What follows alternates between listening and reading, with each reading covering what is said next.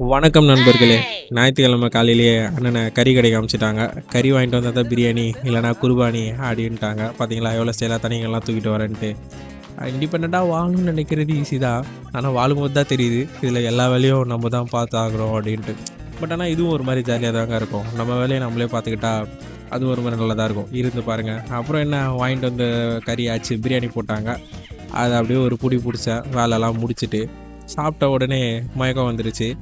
உண்ட மயக்கத்தில் நல்லா தூங்கினேன். பார்த்தா தூங்கி ஏந்திச்சதுக்குள்ளே சாயந்தரம் ஆயிடுச்சு. இதுக்கு மேலே வேலைக்கு ஆகாத நித்திஷே ஏந்திரு அப்படின்னு ஏந்திரிச்சு ஒரு குளியலை போட்டு சரி ஒரு கட்டன் காஃபி போடலான்னு கிச்சனில் இறங்கிட்டேன். சோறு தண்ணி எப்படி முக்கியமோ அதை மாதிரி காலையும் மாலையும் இந்த காஃபி டீ குடிக்காமல் நம்மளால் இருக்க முடியாது. இது மாதிரி நீ எத்தனை பேர் இருக்கீங்கன்றதை கமெண்டில் சொல்லுங்கள். இப்படி ஆனால் காஃபிலாம் பக்காவாக போகிறேன்னா எல்லாமே ட்ரைனிங் தான். எல்லா வேலையும் செய்வேன். எல்லாத்துலேயுமே அண்ணா ஆல்ரவுண்டர். அப்படியே நம்ம போட்ட கடன் காஃபி எடுத்துகிட்டு நம்ம ஜன்னலோரம் அமர்க்கையில் போய் அமர்ந்து வெளியே பார்த்தா சரியான மழை. நல்ல ஒரு ஃபீல் குட்டான வைபு. எப்படி நல்லா ப்ளசண்ட்டாக இருக்குல்ல. இப்படி தான் இன்றைய தினம் முடிந்தது.